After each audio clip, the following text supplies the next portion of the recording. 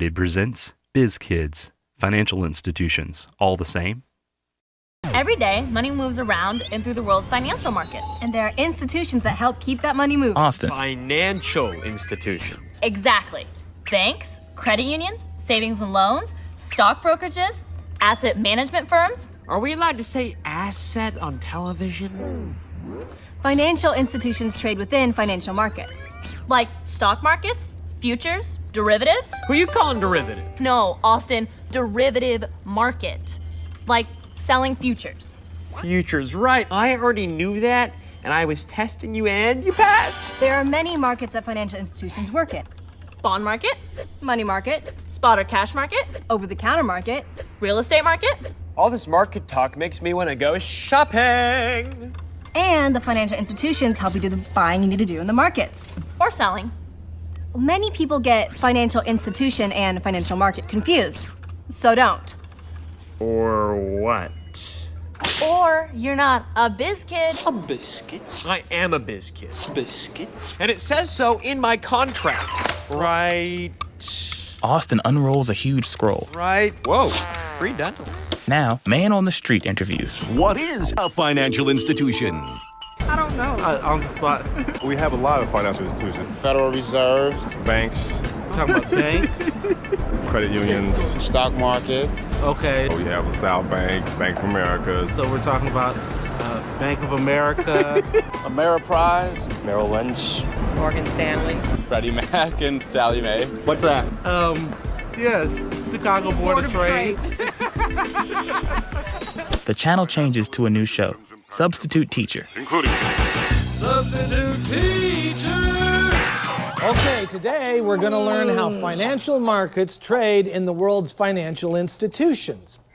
Actually, I think it's the other way around. Financial institutions trade in the world's financial markets. Who's the substitute teacher here anyway? I think I've got information right here. Yeah, the world's financial institutions trade in the world's financial markets. That's right. Well, that's what I said. No, it isn't. Yes, it was. No, you didn't. Yes, I did. No. Yes, I did. No, you didn't. Well, tell me what I did say.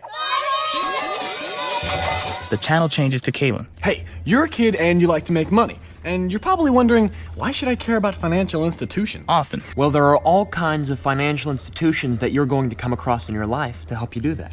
Devin. Most kids start out with a savings account at a bank or credit union. Christina. You can also open a checking account. Lucas. Buy a certificate of deposit. Get a loan for a car or a house?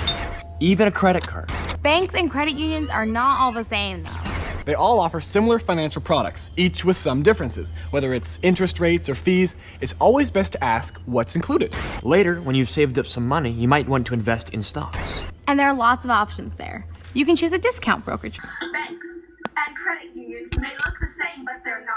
They both have lobbies that look pretty similar, tellers behind windows, and a few desks where people are working out the details of loans and savings accounts. But they're structured differently. And perhaps the biggest difference is that credit unions are owned by the very people who need their services, and they're also not for profit. They got started back in 1934 during the banking crisis of the Great Depression. They were seen as a way to help rejuvenate the economy. Rejuvenate? Can you spell that? Huh? Why? What does that have to do with the difference between banks and credit unions?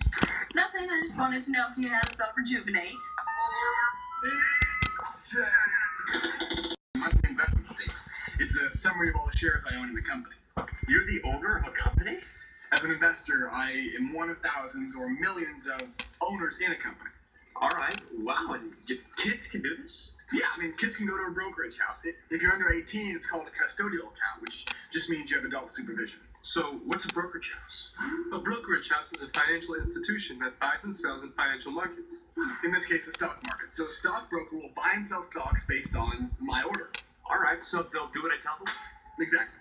And are stocks just safe as like a savings account?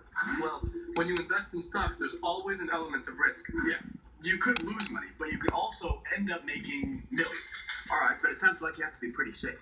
Yeah, but without risk, there is no big reward, so.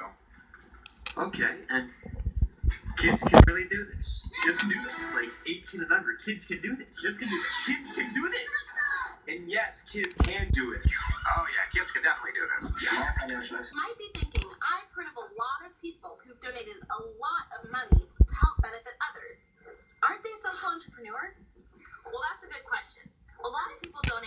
organizations or efforts to benefit others. This is called philanthropy. They fight disease, build homes for the homeless. Make lever. Well, aren't they social entrepreneurs? Well, social entrepreneurs and philanthropists might have the same goal of helping people, but there is a difference. A philanthropist gives away money that they already have.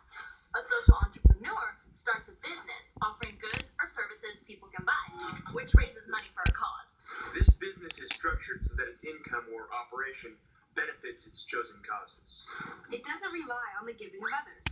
Instead, it's the business that does the giving. So, if you want to help